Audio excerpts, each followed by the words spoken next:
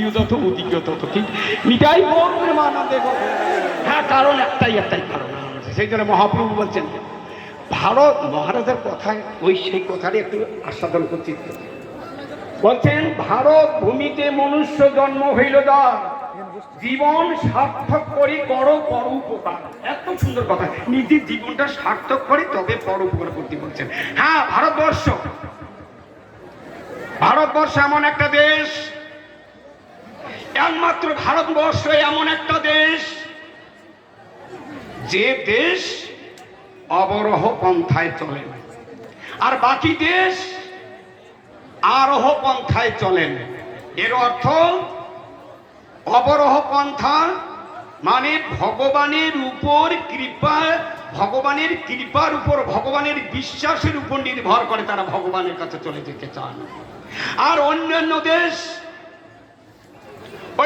দেশ নিজের বুদ্ধি বিদ্যা জাহির করিয়া ধন সম্পদ ইত্যাদি অর্থ দিয়ে, বুদ্ধি দিয়ে, বিদ্যা দিয়ে ভগবানকে লাভ করতে চান। এই জন্য ভারতবর্ষ সকল দেশের সেরা সেজে বলেছেন, এই জন্য মহারাজ বলেছেন ভারতবর্ষ। ওই জন্য বিদেশিরা আমাদের ভারতবর্ষের মহারাজ চলে গেছেন, কোথায় গেছেন? বিদেশে হরিকীর্তন হচ্ছে। বিদেশ থেকে বলছেন আস্তে পরিবেশন কারিগণ, সেবন কারিগণ, আস্তে আমাদের এদিকে চলছে সেবন। এ meeting without eating is cheating. সেই জন্য মিটিং এর পরে ইটিং আছে, আপনারা মনে কিছু ভাববেন না, সকলের জন্য ইটিং এর ব্যবস্থা হয়েছে। ইটিং লাইটিং এগুলো দরকার আছে। সিটিং না হলে হবে না, লাইটিং না হলে হবে না, আবার ইটিং না হইলে হবে না। যাই হোক, হয়ে গেছে, আমাদের হবে, সব হচ্ছে। মহারাজ বলেছেন যখন সবটাই বলছেন, বিদেশিরা বলছেন ও মহারাজ, ভগবান শুধু আপনাদের দেশেই জন্মগ্রহণ করেন, আবির্ভাব হন, কেন অন্য দেশে হয় না কেন? আমাদের দেশে হয় না কেন? বলেন, উত্তর দেন। ভগবান আপনাদের দেশেই, বারবার বললেন, মহারাজ বললেন সব অবতার এই ভারতবর্ষে হয়েছেন, আমাদের দেশে হয় না কেন, অন্য দেশে হয় না কেন? উত্তর দেন, এই যে উত্তর দেন। তখন মহারাজ উত্তর তো দিতে হবে, কি বুঝে যাচ্ছে? তখন মহারাজ বলছেন ওই সময় একটা প্লেন উপর দিয়ে যাচ্ছিলেন। মহারাজ বলছে ওই যে প্লেনটা যাচ্ছে, ওই প্লেনটা এখানে নামে না কেন? দেখুন তো কি অবস্থা, ওই প্লেনটা এখানে নামে না কেন? তখন বিদেশিরা বলছেন ও বাবা, এখানে কেন নামবে? সে তো এখানে কি কেন নামবে? এখানে তো কোনো ব্যবস্থা নাই। সে তো নামবে কোথায়? প্লেনটা কোথায় নামে? এয়ারপোর্টে। এয়ারপোর্টে যদি নামে, বলে সে তো এয়ারপোর্টে নামবে। তারপর বাবা, একটা প্লেন নামতে যদি একটা এয়ারপোর্ট বানাতে কত খরচা, কি ঠিক কিনা? আপনি কোথায় দেখছেন? একটা এয়ারপোর্ট বানাতে কত খরচা আছে না? অনেক লোকজন, অনেক কিছু দরকার আছে কিনা? একটা প্লেন নামতে যদি এতগুলো খরচা হয়, আর আমার ভগবান যদি এই পৃথিবীতে, আমার ভগবান যদি নামে, তার একটি স্থানের দরকার হবে না? তখন তো বলছেন হ্যাঁ, এটা প্লেন নামতে যদি এত খরচা হয়, তাহলে আমার ভগবান নামলে একটা স্থানের দরকার হবে কিনা? সেটা তো বটে। তবে আমার ভারতবর্ষের মায়েরা, আমার ভারতবর্ষের বাবারা, আমার মায়েরা এত ভক্তিমান, এরা এত ভক্তি, এদের ভক্তির জোরে ভগবানকে গোলক থেকে টেনে এনে গর্ভে জন্ম দিয়েছে। কৌশল্যার মতো, সতী মাতার মতো, মা যশোদার মতো, এই জন্য অনেক মা আমাদের ভারতবর্ষের মায়েরা, আমার ভারতবর্ষের মায়েরা ভক্তির জোরে নারদের মতো, সুখদেবের মতো, পরীক্ষিতের মতো, বিদুরের মতো, ভীষ্মের মতো, প্রহ্লাদের মতো, ধ্রুবের মতো, এইরকম মহারাজের মতো অনেক সন্তানের জন্ম দিয়েছেন, দিতে পারেন আমার ভারতবর্ষের মায়েরা। আজও দেখবেন শ্রীধাম বৃন্দাবনে এত বড় বড় ঘোমটা, আমি আশ্চর্য হয়ে গেছি, আমাকে এত ভালো লেগেছে। এইখানে কত মায়েরা আছেন, সবার মাথায় ঘোমটা কি দিতে কেউ বলেছেন? সবাই ঘন্টা দিয়ে এসেছেন, এটা কত বড় কথা। এর মতন হয়রানি চাই গৌর প্রেমানন্দে। এই আমার ভারতবর্ষের ভাইয়েরা, সেই জন্য কিন্তু আমরা আমরা কারো তো অমঙ্গল চাই না, কারো তো কষ্ট দেই না, কারো তো দুঃখ দেই না, কাউকে তো আমরা অসন্তুষ্ট করি না। তবু আমাদের উপর এত দুঃখ, আমাদেরকে যন্ত্রণা দেয় ওই রকম কংসের মতো, ওই রকম রাবণের মতো এই রকমের আমাদেরকে দুঃখ দেয়। এইরকম আমরা এত ভালো করতে চাই। তবে হ্যাঁ, ভারতবর্ষ একটি মাত্র দেশ। এই রকম আপনারা ভজন করুন, কিন্তু কথা ছিল, কিন্তু ওই দিকে তো কপাল আমার, কথা ছিল। মহারাজ চলুক চলুক, মহারাজ চলুক, মহারাজ চলুক, মহারাজ কন্টিনিউ কন্টিনিউ, মহারাজ চলুক চলুক চলুক। এত ভালো লাগছে, আমার ব্রহ্মচারীও ছাড়তেছে না, মহারাজও ছাড়তেছে না, আমারও ছাড়তে ইচ্ছে করছে না, কিন্তু কপাল আমার, ওদিকে আবার পেটটা ছাড়ছে না।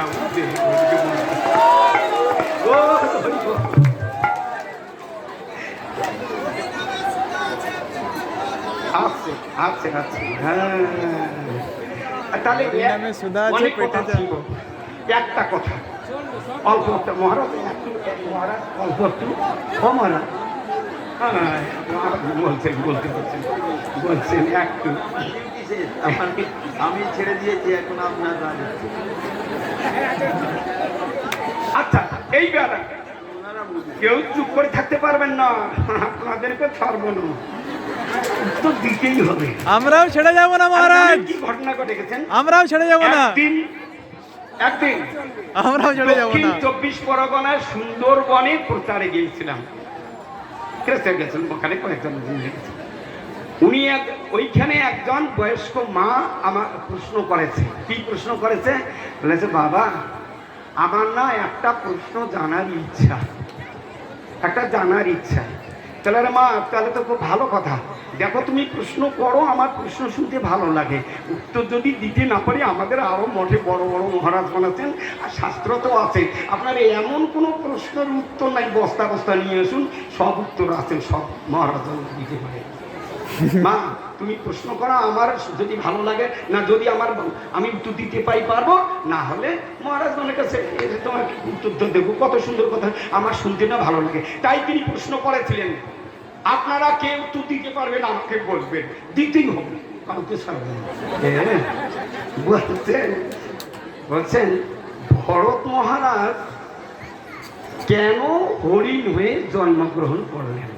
সাধারণ প্রশ্ন একটা, এইটা ছিল তার প্রশ্ন। কি প্রভু, ভরত মহারাজ কেন হরিণ হয়ে জন্মগ্রহণ করেছিলেন? বলছি ও হরিণের একটা মায়ায় পড়ে যায়, ব্যাঘ্র মানে বাঘ ওকে তাড়িয়ে নিয়ে আসে।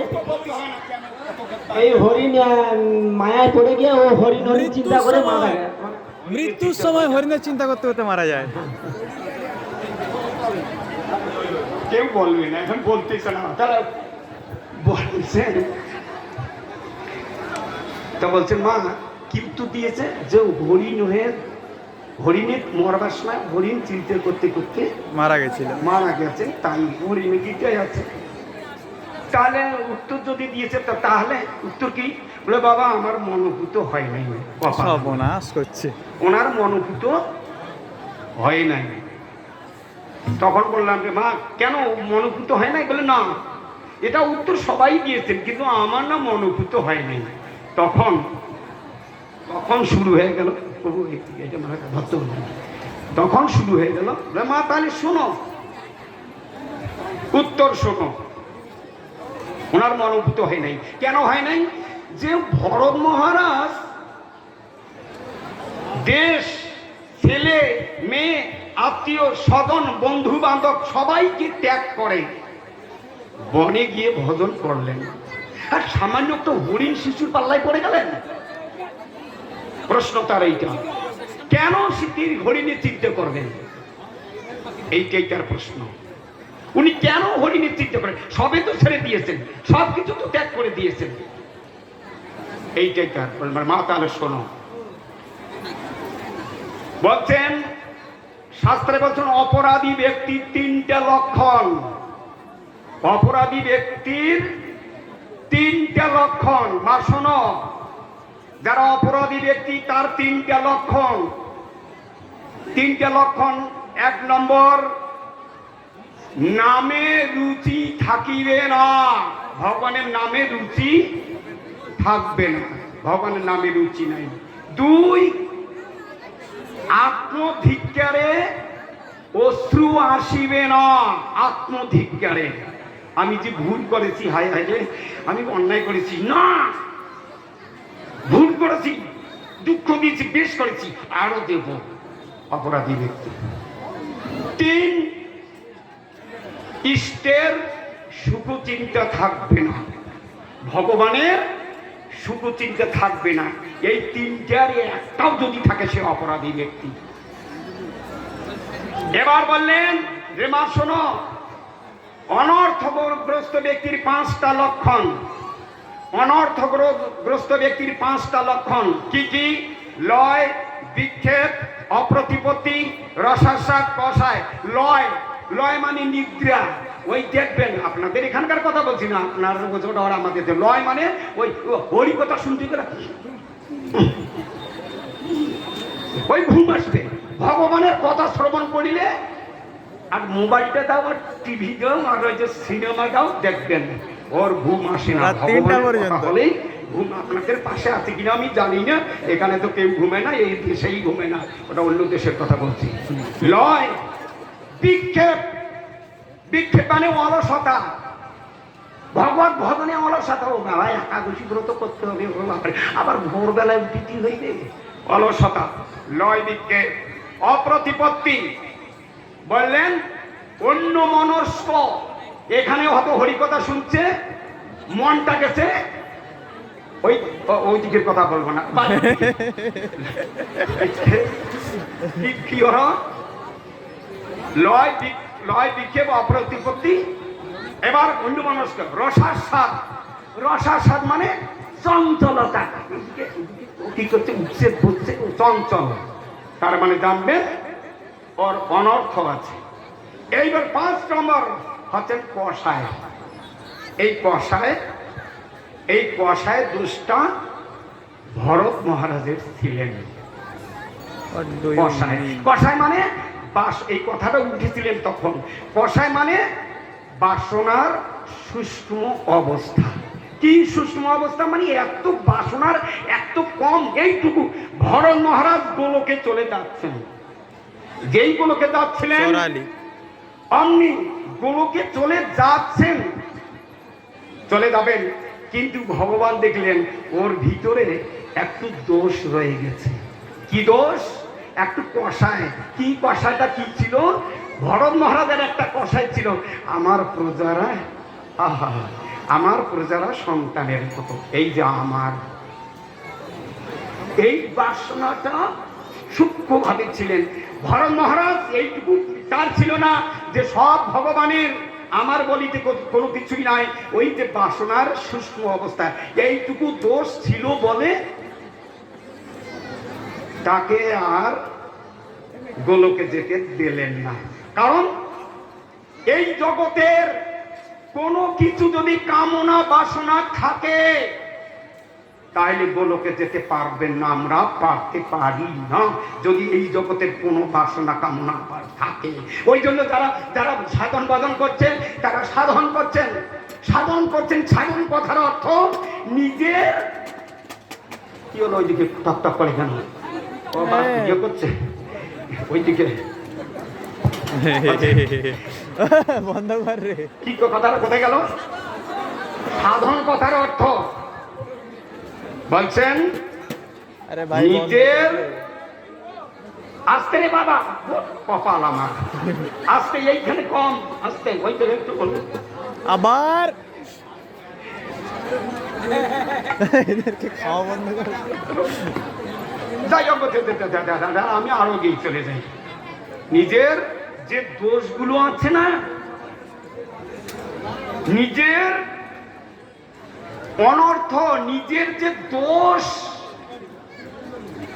নিজের অসৎ বৃত্তির সহিত লড়াই, নিজের অসৎ বৃত্তিগুলির সহিত লড়াই, এই তো সাধন।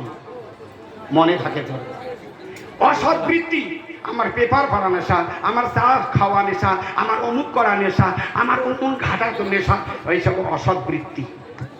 এর সঙ্গে লড়াই করতে হবে, তবে আপনি সাধন করতে পারবেন বলছেন শাস্ত্র।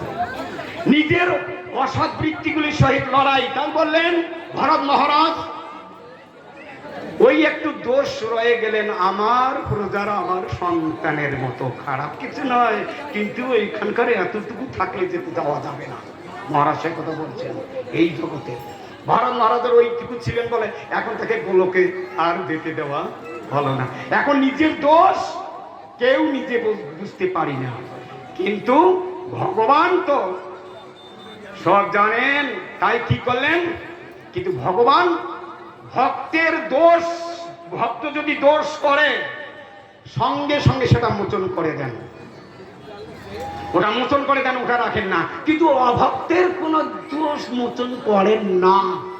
একটা কথা ভালোভাবে বুঝবেন, অভক্তের দোষ ভগবান মোচন করেন না। এই জন্য বলছেন সাধুর শাস্তি হয়, অসাধুর শাস্তি হয় না। কেমন কথা বলেন? সাধুর শাস্তি হয়।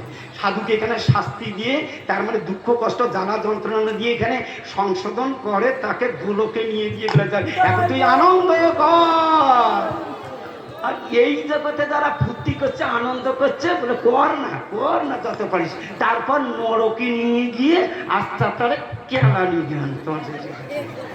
সাধারণ বলছেন ভক্ত যদি দোষ করে কি রকম জানেন? শুনবেন, সময় দিতে হবে কিন্তু, কি শুনবেন একদম একদম। আচ্ছা একদম। দেখুন, ভক্ত যদি দোষ করে কি ভাবে সংক্ষেপে, তারপর আমি যাচ্ছি, আরো যাবো ছাড়াছাড়ি নেই। আপনার কি পেয়েছেন? 6 দিনের দিন চলে গেল, আর একটা মাত্র দিন, তারপর তো আর হয়ে গেছে। বললেন কোথায় ছাড়লাম? কথাটা কোথায় গেল? ভক্তের দোষ ভগবান তাড়াতাড়ি মোচন করে দেন। কি রকম? একদিন অর্জুন বলছেন কৃষ্ণ চলো তো একটু ওই গঙ্গা স্নান করতে যাই। তা কৃষ্ণ বলছেন কেন গঙ্গা স্নান করতে যাবে কেন? না ওই যে যুদ্ধ করেছি না অনেকজন, আমার পাপ হয়েছে না, ওই পাপগুলো কি করতে যাবে? মোচন করতে যাবে। মনে গেছিলেন বলে মোচন করতে বলে দিচ্ছে, পাপগুলো মোচন করতে চাই। কৃষ্ণ বলছেন বাবা তুমি এবার যাবে, ঠিক আছে, আমি তোমার সারথি, তুমি যা বলবে আমি তাই করব। বোঝা যাচ্ছে কথা? আচ্ছা, এই কথা বোঝা না গেলে কিন্তু বলবেন। রথ সাজালেন, রথের সারথি হলেন কৃষ্ণ, আর অর্জুন চলে গেলেন কোথায় চলে গেলেন? গঙ্গা স্নান করতে গেলেন। আপনারা শুনতে পাচ্ছেন তো? হাত তুলে বলুন হরি বল। শুনতে পাচ্ছেন? তাহলে শুনতে পাচ্ছেন। কাল বললেন কি করলেন? যখন বলছে আর আস্তে বাবা তুই জানিস না খাওয়া দাওয়া, এ আবার দুই দিকে তাকাচ্ছে গো, এই মাসি না পিসি না বোন জানি না, ওইদিকেও আবার এইদিকে ওইখানে বর্ডারে আছে তো। তা বলে কোথায় এই কথা, কি অবস্থাটা, কোথায় গেল কথাটা? গঙ্গা স্নান করে। এখন কৃষ্ণ বললেন এই ঘাটের পাড়ে চলে গেলেন, ঘাটে গিয়ে ওখানে রথটা দাঁড় করিয়ে কৃষ্ণ যেন তুমি এখানে থাকো, আমি একটু ওই গাছের আড়ালে কৃষ্ণ যেন গেল। আর যেই গাছের আড়ালে গেছে এমন সময় দুইটা লোক কি করেছে, একটা মরা মানুষ ঘাড়ে নিয়ে ওই ঘাটের পাড়ে এসেছে। বুঝা গেছে? দুইটা মানুষ ঘাটের পাড়ে এনে ওইখানে সমাধি দিবে, মানে ইয়ে করবে, জ্বালিয়ে দেবে, ইত্যাদি সৎকার করবে। তো একজন বলছেন এই এই এই সাদা সাজি হয়ে গেছে, আর ওই দিয়ে সালাইটা, এই যে দিয়ে সালাই এনেছে না, আমার কাছে তো নেই। হ্যাঁ এখন তাহলে আচ্ছা আগুন না হলে ওটাও সৎকার করা যাবে না? হ্যাঁ রে কপাল আমার, তাহলে কি করি? তুমি এখানে থাকো, আমি আগুন নিয়ে আসি। এবার পরে বাপরে আমি একলা থাকতে পারবো না, তুই থাকো আমি যাচ্ছি। না আমি একলা থাকতে পারবো না। এখন কি করলেন? দুইজনে কেউ একলা থাকতে পারছে না, দুইজনে তখন চলে গেলেন আগুন আনতে। আর যখন আগুন আনতে গেছেন এমন সময় একটা শিয়াল, পাতলা শিয়াল, আমার মনে পড়ে যাচ্ছে সকালে ওই রকম একটা কথা উঠেছিল, পাতলা শিয়াল আসিয়া শোকাশুকি করছে। কাকে? ওই ময়নাটাকে শোকাশুকি করছে, কিন্তু খায় না। এরপরে আর একটা মোটা শিয়াল এসে বলছে, কিরে খা, সুযোগ পেয়েছিস খা, হাত দুইটা খা। তখন পাতলা শিয়ালটা বলছে কি, ওরে আমি হাত খাবো? যে হাত দিয়ে ভগবান সেবা করে না, এই যে মহারাজ বলছেন ভগবানের সেবা করে না, ও অপবিত্র হাত আমি খাই না। সর্বনাশ করছে ওর প্রেমানন্দে হরিবোল। আরে বাস তাহলে ঠ্যাং দুইটা খা। ও মন্দির পরিক্রমা করে না, তুলসী পরিক্রমা করে না, খালি ঘুমায়। ও একদম ধাম পরিক্রমা করে না, ওই তুলসী পরিক্রমা করে না। ওর আমি ঠ্যাং, অপবিত্র ঠ্যাং আমি খাই না। তুমি না, তাহলে একটা কাজ করো, ওই কান দুটো খাও। ও অপবিত্র কান আমি খাই না, আমি অপবিত্র জিনিস খাই না, ও ভগবানের কথা শুনি না, ও ভগবানের। আর তোমার ওই জন্যই তো তোমার শরীরটা ওইরকম পাতলা হয়ে গেছে। সকালে বলেছিল, আমি বলিনি। তো বলছে পাতলা, ওই জন্যই তো তোমার শরীরটা। আর কি হয়ে আমাকে তো কাছাকাছি না। একটা কাজ করো, ওই নরম জিহ্বাটা খা। আর ও তো ভগবানের নাম নেয় না, কৃষ্ণ নাম নেয় না, হরি ভজন করে না, কৃষ্ণ নাম করে না, ওর আমি অপবিত্র জিহ্বা খাবো না। বলে তুই তো হয়েছে তোর রে। ওই তো তারা ওই যে রথের মধ্যে ওই যে লোকটা বসিয়েছে, ওইটাকে ধরে খা। কাকে দেখে দিয়েছেন? অর্জুনকে। ওরে বাবুর্জুন। এখন পাতলা শিয়ালটা বলছে, আর ওটা তো আরো নিকৃষ্ট, ওটা তো অধম, ওটা ওর মতো নিকৃষ্ট, নিকৃষ্ট। এখন অর্জুন বলে, ওরে বাপ রে বাপ, আমি নাকি নিকৃষ্ট? পশু পাখির ভাষা জানতেন অর্জুন। দেখি আমাকে যেন নিকৃষ্ট করছেন। মোটা শিয়ালটা বলছে, কি ব্যাপার, কেন তাকে কি করলো সে? তাকে সে আবার নিকৃষ্ট, সে আবার অধম নয় কি? আরে যে কৃষ্ণের চরণ থেকে গঙ্গার উৎপত্তি, গঙ্গাধার দাসী, দেব দেবী যা কিছু সে সব তারা দাস দাসী। আর সেই ভগবানকে বাদ দিয়ে ওই দাস দাসীর কাছে আসছে ওই পাপ মোচন করার জন্য। নারায়ণ। অর্জুন বলছে, সর্বনাশ। হরি বল। হায় হায়, কি অবস্থা! কৃষ্ণ এসে গেছেন, আর যেই এসে গেছেন অমনি চরণে পড়ি। আরে কি হলো চান করলে না? না, আমার চান হয়ে গেছে। কৃষ্ণ, আমি তোমাকে চিনতে পারলাম না কৃষ্ণ, ইত্যাদি ইত্যাদি। তখন চরণে ধরিগুলো, আমার স্নান হয়ে গেছে, আমি তোমাকে চিনতে পারলাম না কৃষ্ণ, আমাকে ক্ষমা করে দাও। ভুলটা ধরিয়ে দিলেন। কি রকম ভাবে? ভগবান ভক্তের ভুল ধরিয়ে দেন। ওই যে লোকটা মরা মানুষ ছিল, সেটা কে গো জানো? ওরা আছেন শিব ঠাকুর। কে ছিল? আর দুইজন যে ঘাড়ে করে নিয়ে আসছেন, ওই নন্দী আর ভিঙ্গি। আর যে শিয়াল আছে না, ওরা আছে, কেউ যোগমায়ার অভিনয় করছে, কেউ একই মায়া। ওই শিয়াল যোগমায়া, মহামায়ার অভিনয় করে দেখিয়ে দিলেন ভক্তের ভুল। ভগবান সঙ্গে সঙ্গে ধরিয়ে দিলেন নিতাই গৌর মহারাজের ভুলটা ধরে দিতে হবে। ভগবান ধরে না দিলে কে ধরবে? ভগবান ধরে দিলেন। ওই যে একটা হরিণ, ভগবানেরই মায়া, তার সংশোধন করে দেয় ভগবান। একটা হরিণের ব্যাপার নিয়ে ওই যে বাচ্চা হয়ে গেল, বাচ্চাটা পড়ে গেল, এই যে হরিণের চিন্তা করতে করতে মারা গেলেন। কিন্তু ভগবান শেষ পর্যন্ত কি করলেন? ভগবান ওর মাথায় বুদ্ধিকে দিয়ে দিলেন, আমি কেন হরিণ হয়ে জন্মগ্রহণ করেছিলাম। এইরকম অনেক কথা আজকে মহারাজ একটু মহারাজ আপনার কাছে, মহারাজ গ্রন্থ অধ্যয়ন করছেন, একটি কথা, অনেক কথার মধ্যে তার মধ্যে লাস্ট কথা বলছেন মহারাজ। আপনি আপনার কথা বলুন। এই যে ভূমি আর সাধন বলছেন, ভবাটবি ভরত মহারাজ ভবাটবির কথা বলছেন। আমার দরকারে আমি চলে যাবো। একজন পথিক রঘুবন রাজাকে বলছিলেন, যেদিন ভরত মহারাজ মুখ খুলেছিলেন, কোনোদিন কথা বলেন নাই কারোর সঙ্গে। কারণ কেন? কথা বলে প্রীতি, কথা বলে শত্রুতা, কথা বলে মিত্রতা, কথা বলে হিংসা নিন্দা, কথাই বন্ধ করে দিয়েছিলেন। তাই শুধু ভগবানের নাম করছিলেন। সেই দিন ভরত মহারাজ মুখ খুলেছিলেন রঘুগণ রাজার সঙ্গে। রঘুগণ রাজা ছিলেন, পালকি করতে যাচ্ছিলেন। সেই সময় একটা ভবাটবি, একটা ভাগবতের একটা কাহিনী একটু শ্রবণ করবো, ধৈর্য ধরে।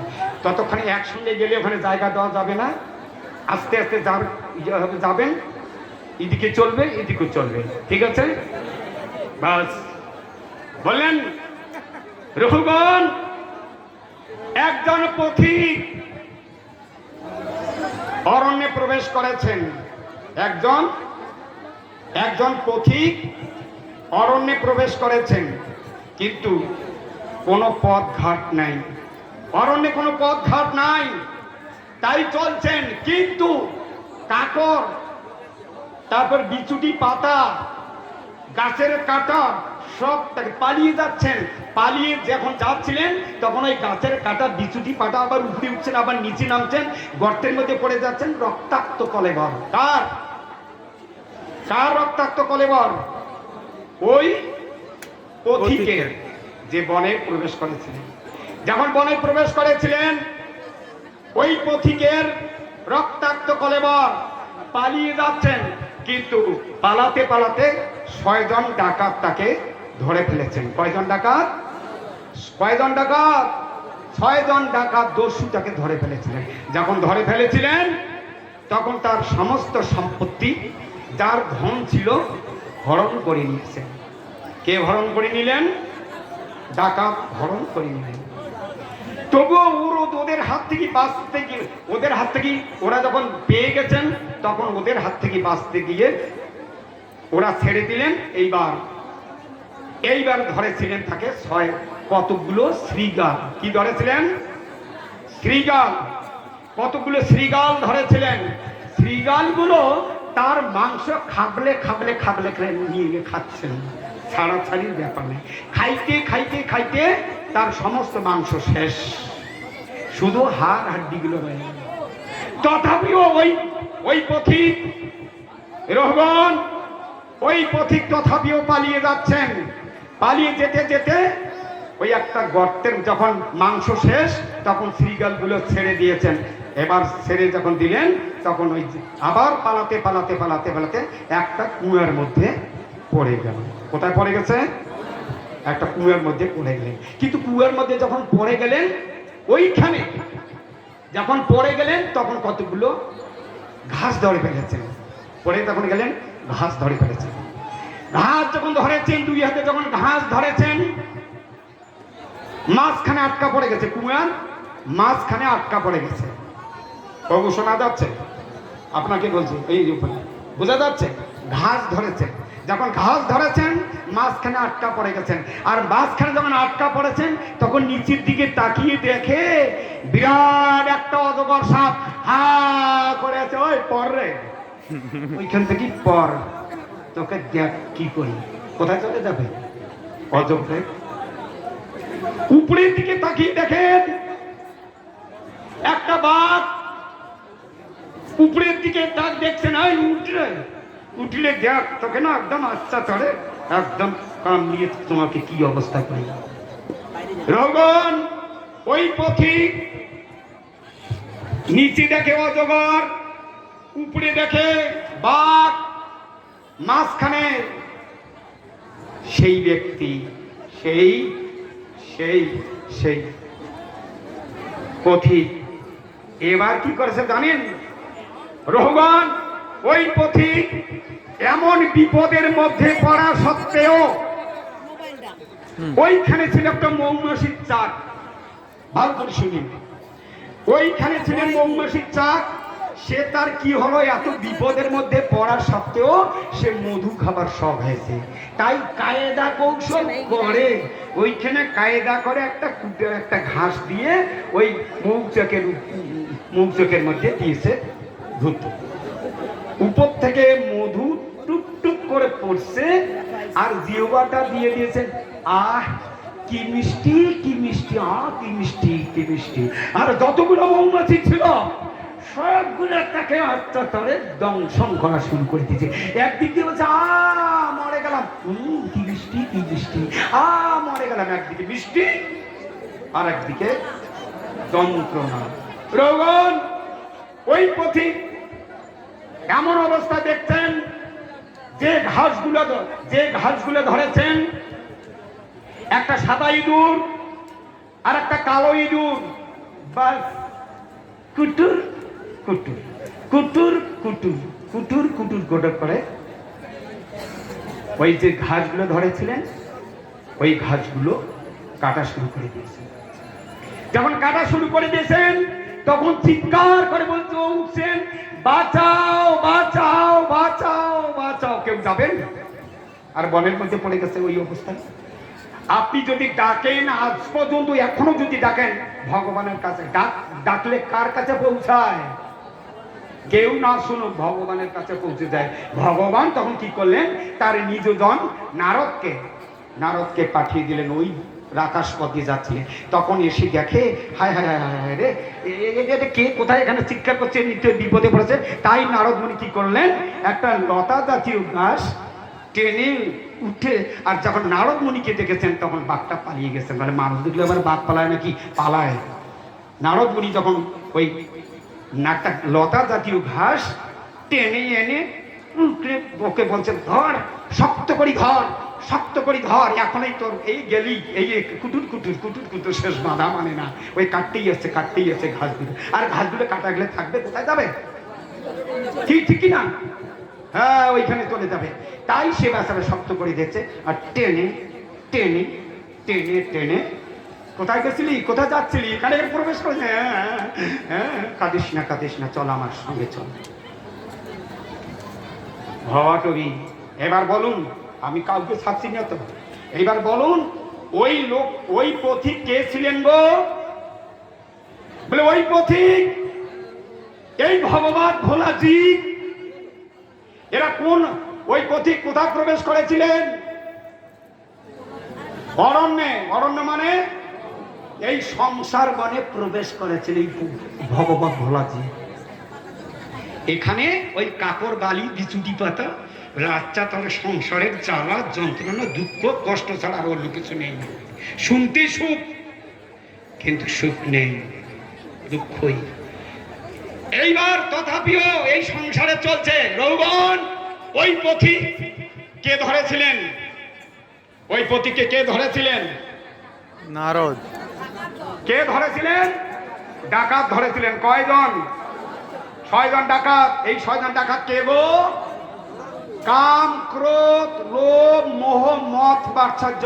6 জন ডাকাত তাকে টেনে হিসড়ে, কাম একদিকে, ক্রোধ একদিকে, লোভ আর একদিকে, মদ মাৎসর্য, একটা জীবকে তার কি সম্পত্তি কেড়ে নিয়েছেন? প্রেম সম্পত্তি, প্রেম প্রীতি ভালোবাসা। এই জন্য জগতে কোনো প্রেম প্রীতি ভালোবাসা হয় না।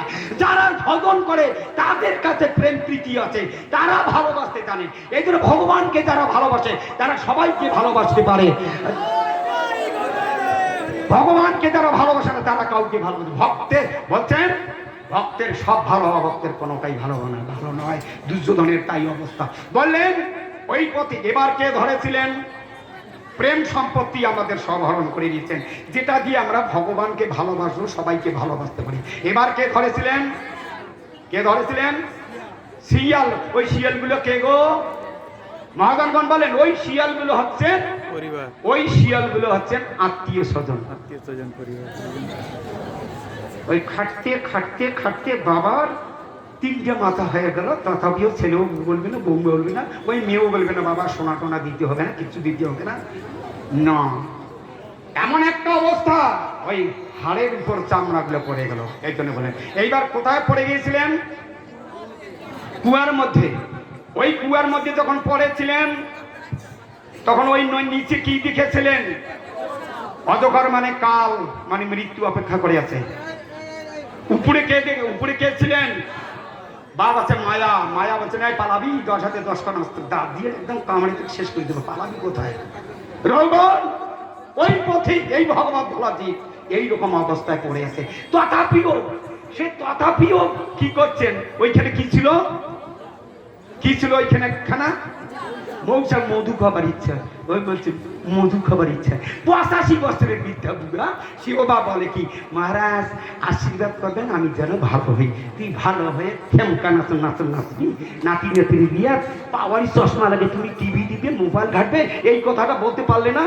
মহারাজ আশীর্বাদ করুন আমি যেন ভজন করতে করতে যেন বাকি নাম করতে করতে যেন বাকি দিনগুলো যেন নাম করতে করতে ভগবানের নাম করতে করতে চলে যেতে পারি। এই কথা বললো না নিতাই বল প্রেমানন্দে হর হরিবল। এখনো এখনো দেখবে, এখনো আর যতগুলো মোমবাতি ছিল আর সবগুলো আচ্ছা তরে সংসারে জ্বালা যন্ত্রণা, ঘাট ধাক্কা, বউয়ের ধাক্কা, নাতি নেত্রী যত সবার সাথে মরেও না, মরেও না, সবাই নিজে চলছে, আমাদের কথা লাগছে, শুনতে হবে। বললেন এবার কি ধরেছিলেন, ধরেছিলেন কি ঘাস, ওই ঘাসগুলো কি গো, ওই ঘাসগুলো হচ্ছেন আয়ু, ওই আয়ু ঘাসগুলো হচ্ছেন আয়ু। কে কেটেছিলেন, ইঁদুর। কি আদে ইঁদুর, একটা সাদা ইঁদুর একটা কালা ইঁদুর। সাদা ইঁদুর মানে দিন কুটুর, রাতটা চলে যাবে কুটুর কুটুর কুটুর কুটুর কুটুর কুটুর কুটুর। আপনার আয়ু আছে, বয়স বাড়ে না কমে, সাংঘাতিক ব্যাপার, সাবধান। কুটুর কুটুর কুটুর কুটুর, ঘড়ির কাটা করে টিক টিক টিক জমরা যাচ্ছে টিক টিক টিক। এমন সময় চিৎকার দেখুন তো উপায় নাই, কোথায় চলে যাবে, কোথায় চলে যাবে, ওই মৃত্যু অবশ্যই। এমন সময় চিৎকার শুরু করেছেন। হ্যাঁ, যদি আপনি এখন থেকেই যদি ভগবানকে ডাকেন, ভগবান তখন তার নিজজনকে, এই যে সাধুগণকে পাঠিয়ে দিয়েছেন আপনাদের এলাকায়, এই যে সাধুগণকে পাঠিয়ে দিয়েছেন। তখন কি করলেন, সাধু নারদ মুনি যখন এসলেন, যেখানে সাধুর উপস্থিত সেখানে মায়া থাকে না, বাঘটা ছিলেন মায়া, মায়া চলে গেলেন। যখন মায়া চলে গেলেন, নারদ মুনি কি করলেন, একটা লতা জাতীয় গাছ, লতা জাতীয় গাছ টেনে এনে, লতা জাতীয় গাছ মানে কি জানেন, লতা জাতীয়, এই যে লতা জাতীয় গাছ মানে ওই যে টেনে এনে একটা লতা জাতীয় গাছ টেনে এনে বললেন, এই যে একটা লতা ধর, শক্ত করি ধর, শক্ত করি ধর। মানে ওই সাধু এসে মহারাজগণ এসে দিলেন, এই যে নাম হরে কৃষ্ণ কৃষ্ণ কৃষ্ণ হরে হরে, হরে রাম রাম রাম হরে হরে। 25,000, 50,000, 1 লাখ, 2 লাখ, 3 লাখ নাম জপ করতে ধর। আর যেখানে নাম সেখানে আমরা প্রভুর মুখে শ্রবণ করেছিলাম না, যেখানে নাম সেখানে কেউ বান কোনোটাই প্রবেশ করতে পারে না। নাম যখন শুরু করে দিলেন, বলে নাম নাম করতে করতে কোথায় যাওয়া যায়, সাধুর পিছে পিছে ভুলে কোথায় যাওয়া যায়, কোথায় যাওয়া যায়, কোন পথে, ভক্তি পথে সাধুদের পাল্লায় পড়েছেন। আপনাদেরকে হরি নাম যেদিন দিবেন সেদিন ওই নাম করতে করতে, এখন থেকে নাম করতে করতে নাম করিলে ভক্তি পথে, ভক্তের সঙ্গে ভক্তি পথে যাওয়া যায়। ভক্তি পথে কোথায় যাওয়া যায়, এই যে গোসাই, ভক্তি পথে কোথায় যাওয়া যায়, ভক্তি পথে যদি চলা যায় তাহলে কোথায় যায়, গোলকে যাওয়া যায়। গোলকে কে থাকেন, ভগবান থাকেন। সেখানে কি হয়, প্রেমানন্দ, প্রেমানন্দ নিতাই গৌর প্রেমানন্দ। সংক্ষেপ এই পর্যন্ত থাক। মহারাজ অনেক দূর থেকে এসেছেন, আপনারাও ক্লান্ত, কালকে তো আসেছি, তো এই পর্যন্ত থাক। আমরা এই জন্য ভারতবর্ষ নিজের জীবনে আচরণ ভগবত ভজন, এই ভগবত ভজন করে যেন আমরা